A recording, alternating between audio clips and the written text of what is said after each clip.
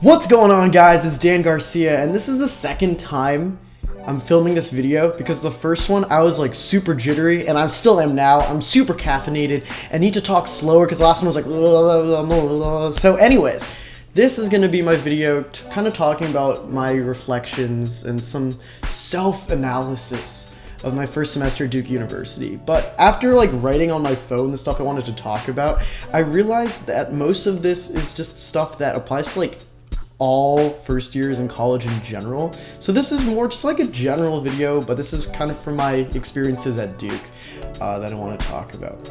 So the first thing that I kind of want to talk about with my first semester here is just how different college is compared to like anything else I've ever experienced in my entire life. Duke, at least for me, was just a completely new ball game. You know, I always thought coming into a college like Duke would be like, yeah, kids are smart, kids are involved, it's great.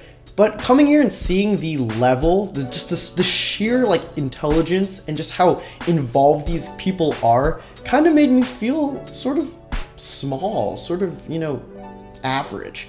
And that wasn't something I'm used to. A lot of the people at my school are people who, you know, have been valedictorians, almost valedictorians, people who don't study for all their tests and then cry when they get like a 91. You know who I'm talking about. And, you know, just coming here and having that sort of caliber student meet classes where some people get like 50% on their finals was something I was not prepared for. And that was just something that, I don't know, it's just really humbling of an experience. So first thing, completely different ballgame. You know, kids are insane, and I really had to keep up with that. The second thing I really want to talk about, so this is kind of related to what I'm doing right now. So it's like December 15th, and I was actually able, so I'm in the class of 2022. I was actually able to sneak in to Duke class of 2023's ED group chat, and just seeing everybody on that group chat talk about like, oh, I'm going to major in, you know, biology, and I'm going to be involved in the Chronicle, or I'm going to be involved in like this club or this club sport. I mean, it's cool that you come into college with all these set plans, but I just want to tell you, like, plans change really quickly. For example, I came into Duke, I wanted to be involved in all like the political conservative clubs. I wanted to study poli-sci, that was my major. And one semester in, like, all of that's just been like washed away, all right? Now I'm trying to major in econ, I'm studying sustainability and energy classes, and I'm in the Duke Student Government, #1, and I'm on Duke Climate Coalition. Like, those are my two big extracurriculars, right? And talking to my advisor about that, the fact that, you know, I wrote on this entire thing before coming to Duke what I wanted to do, and then on this side, it's like what I actually am doing now, they're so diametrically opposed. So when, you know, you get into college, you know, it's great to have some initial plan, but be aware, you know, plans change really quickly. Your interests might morph and evolve while you're taking classes, and, you know, living by yourself without your family nagging you and without like your hometown friends always like in your face gives you some time to just self-reflect and think, you know, what really interests me, what your passions really are. And that might be different than what you thought coming in it would be. So keep an open mind there. Another point I want to talk about is independent/residential life. I know for most people you like lived at your house and then you went to school. Some private school people might have been at a boarding school, but for the vast majority of us, living in a dorm is something completely different than what we expected. Especially a lot of it is new freedom, and the fact that like your friends could live like 20 feet down the hallway. Like, you can just walk right out of your door, turn right or left, and then your friend lives right down the hall. That's something that I'm not used to, and I'm pretty sure a lot of you would not be used to. Having your friends so close, so accessible, you don't have to like drive or get driven or bike or whatever. So just that aspect is really, really interesting, but also just being able to set my own schedule. That's something I've never been able to do before. You know, my parents would nag me like, you should probably go to bed, or, you know, there's some family event that I have to go out to, or dinner with the family, so I can't choose when to eat. And having this sort of freedom, living on my own in a dorm, being able to do chores on my own time, being able to eat on my own time, set when I'm going to sleep, when I'm going to wake up. All that freedom is really, really new to me and new to a lot of people. And there's definitely, you know, a few couple weeks where people are still adjusting to like making their own routines, making their own schedules. Some people just kind of feel when they want to sleep. Some people like me like sleep at a set time. And all that freedom is just really interesting to have.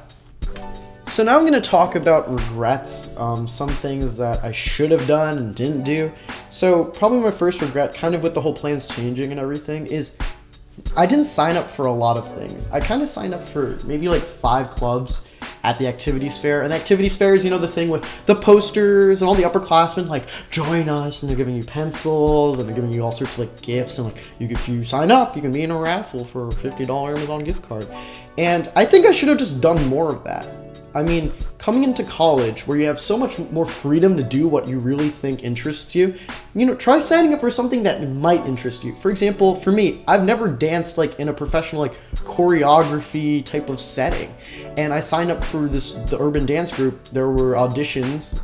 I mean, obviously I didn't make it because I can't dance well, but it was still fun, just having that experience. And I bet this probably applies to people in all sorts of different fields, painting, or just like doing something that you haven't done before or haven't done a lot of, just dipping your fingers or dipping your toes. I don't really know what like the saying is, but just getting into something that you didn't really do in high school.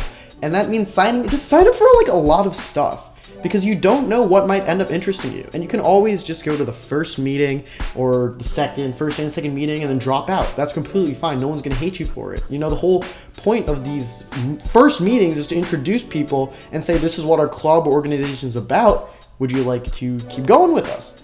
So that's kind of what I regret, because there are a lot of missed opportunities there. And you have so much time as a first year because work isn't as hard. You're not as involved in like the heavy papers and tests and stuff. So just use that time to experiment and try new things is definitely something that I suggest to you.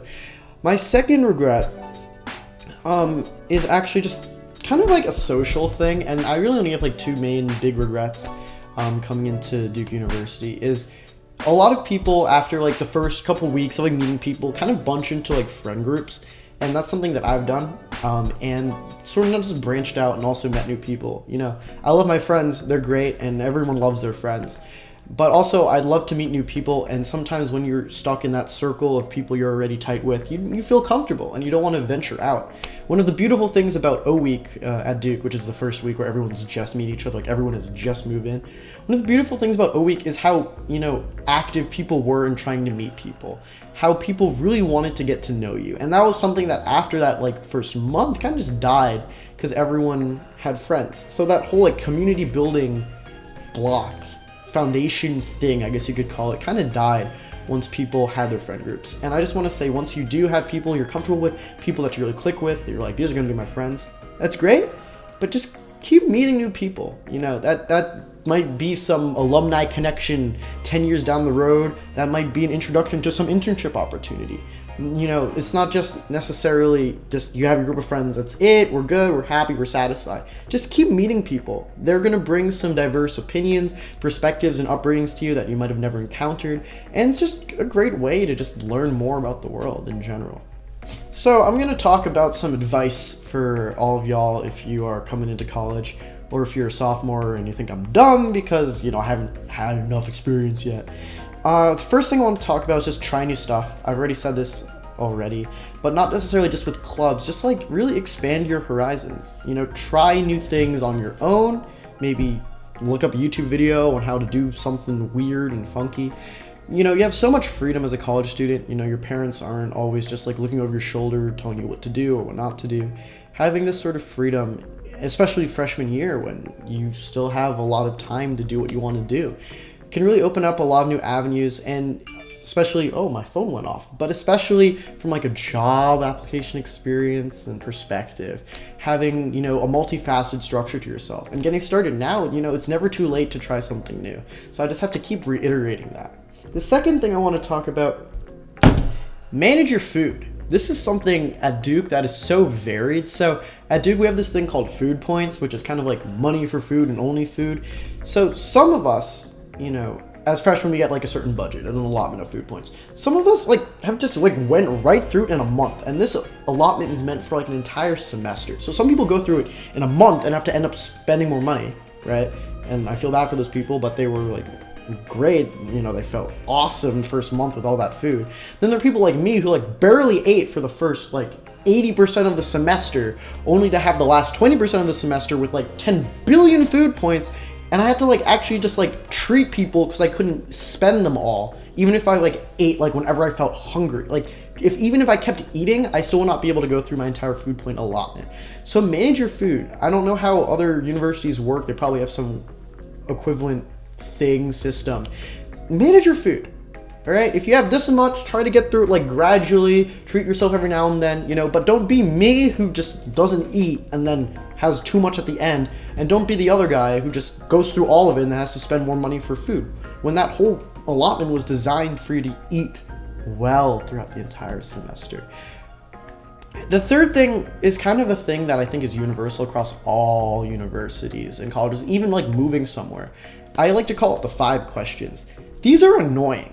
Okay, during O week at Duke, people would always ask each other these 5 questions, and you like learn nothing about them. So the 5 questions are: what's your name? Where are you from? What dorm do you live in? What's your major? And did you apply early decision or regular decision? These 5 questions like don't really make you learn much about someone else. And whenever there was an O week discussion between 2 strangers and never met each other, it's just those 5 questions, and then usually just kind of ends. You know, I've probably talked to like at least like 200, 300 people during O week, and I can't remember like most of their answers. I don't even remember some of these people's names, and I feel bad because they like say, "Oh, hey Dan," and I'm like, "What's your name?" You know, just try to avoid those 5 questions as much as possible. You know, keep maybe question 1. But when you're meeting new people that first week or second week or during move-in day, try to ask more like, I don't know, I want to say more intelligent questions. You know, like, what's your passion? What's something you're really interested about? And tell me about it. What did you do in high school? You know, stuff that is more than just like a 1 or 2 word answer that really tells you about this person. And maybe you do have a shared interest, or maybe you find their interest interesting. Haha. So avoid those 5 questions as much as possible, because it's just so easy to have like that really shallow conversation about, oh, you're from California? Oh, I'm from Texas. And then it just ends. It just dies. Or you're from that dorm? Oh, I'm from this dorm. It just dies. Stop. Okay? Ask like, what interests you? One of the things that I did during O week, I always ask people, it's like, what fascinates you? I ask people that. And then they just get so sidetracked because they're like, what? Someone asked a question that wasn't one of those 5 questions? Oh my gosh, that's awesome.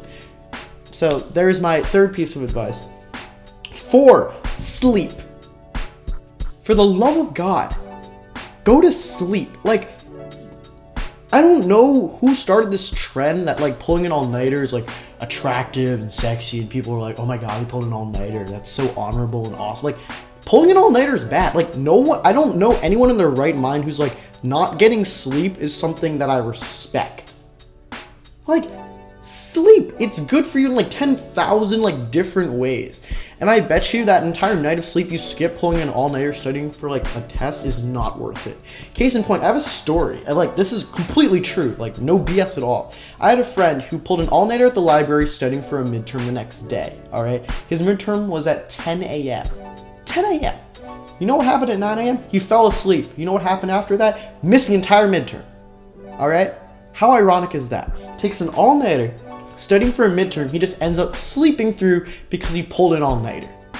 Don't be that guy, all right? It's better to sleep, have some, you know, mental rest before you take that exam than to just spend the entire night just wilding out, you know, overdosing on some caffeine in the library, looking at words that you're clearly not going to retain because you're going to be that tired in the morning, afternoon, or evening that you take that final. So sleep, please, just sleep. Keep a semi-normal sleep schedule. It will work wonders for you. So now I'm just going to go on to my last 2 pieces of advice from what I've learned first semester. So 5th one, talk to professors. I know a lot of people, they're taking intro classes freshman year, and those are like ginormous lecture classes with like 5 billion people, and there's just this professor, and she's just writing on the board or like a PowerPoint, and you like never interact. Interact. These people are human beings just like you, with their own interests outside of like the field that they're teaching. You know, I built a really good relationship with one of my professors first semester. He's writing me a letter of recommendation now, and we're just like, I want to talk to him outside of classes, and I want to like get to know more about him, you know, outside just like academia and what he's been researching. And having those relationships brings a new dimension to college. It's not just people around your age, but also like people who have worked for decades in their field, just really great at what they're doing, and being able to learn from them, you know, at a personal level is something that I really recommend everyone does. And I know that in high school you probably have done that for a letter recommendation, but college, like, you're all adults now, all right? This is like a step up.